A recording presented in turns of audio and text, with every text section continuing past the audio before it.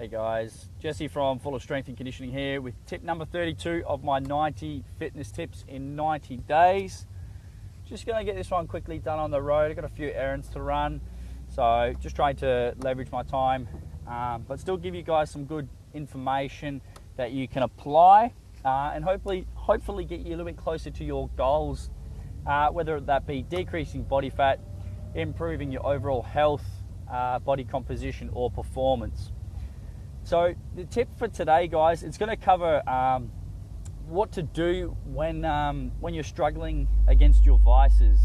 And what I mean when I'm referring to vices is anything that sort of is a trigger for you to maybe do something not in line with your goals. So when I'm talking about vices, specifically I'm talking about foods.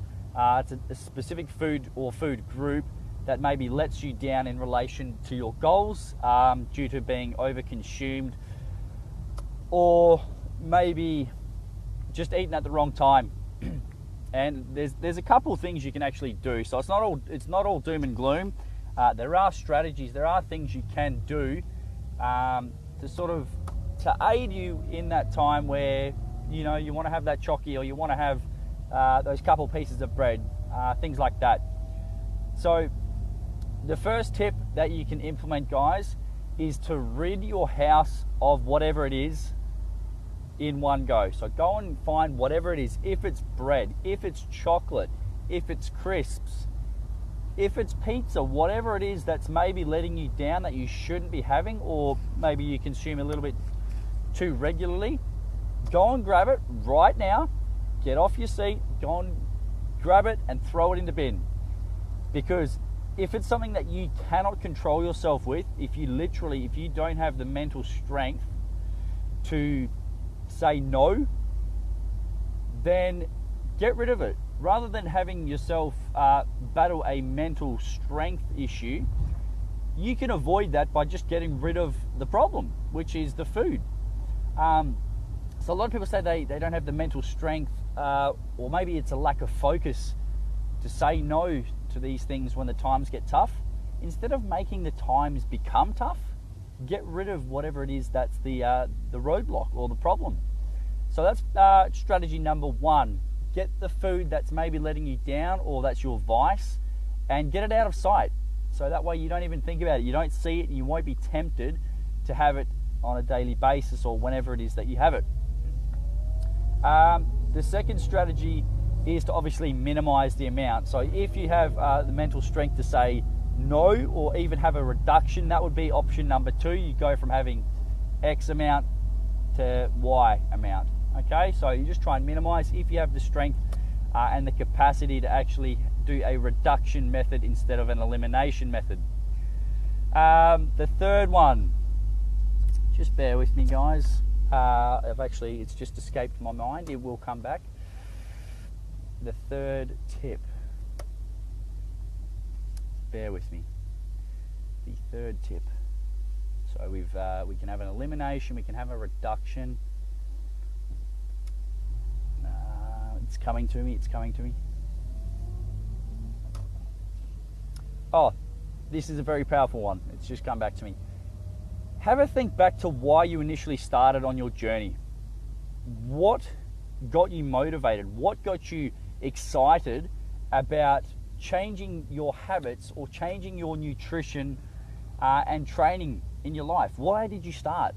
What pushed you to that point where you said, yep, I want to do something about where I currently am. I want to change my body, or I want to become fitter. I want to become stronger. I want to look sexier in that bikini, or look good for summer. What got you started?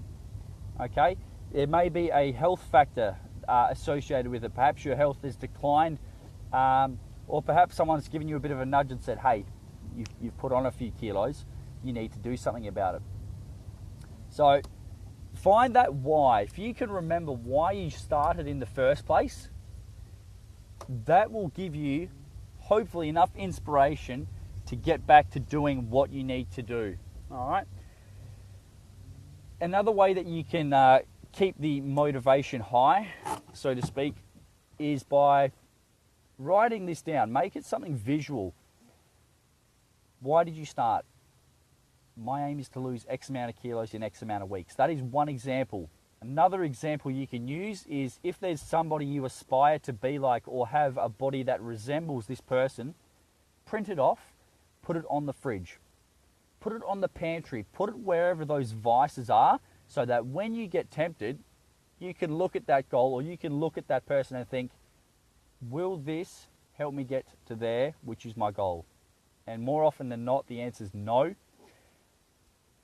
But rather than you having to beat yourself up about it later, you can stop yourself in your tracks by putting up these strategies and these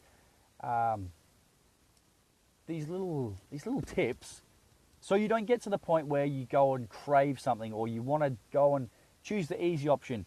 Keep your motivation high, reduce, eliminate, or keep that motivation. Those are your three big keys and takeaway, guys.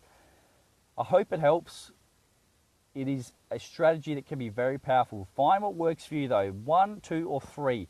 Some people are different. If you can go cold turkey, go for it. You will make changes and you will see them faster than if you were to do a reduction. But obviously the focus is always going to be long term. What can you implement that's going to last you for a lifetime? Rather than just having a 12-week change, what can you implement that's going to work for you long term? Okay, that's it, guys. I hope it helps. If it does, give me some feedback. I'd love to hear from you. If you found that it's helped, or if you've done it in the past, if you've used one of these strategies, comment below. I'd love to hear, even if you have any other tips that might be helpful for the listeners out there. I would appreciate a little bit of feedback. Give me some feedback. Tell me what's worked for you in the past. Tell me what hasn't. And hopefully these can assist you going forwards. All right. Thanks for listening, guys. I'll see you tomorrow. Bye-bye.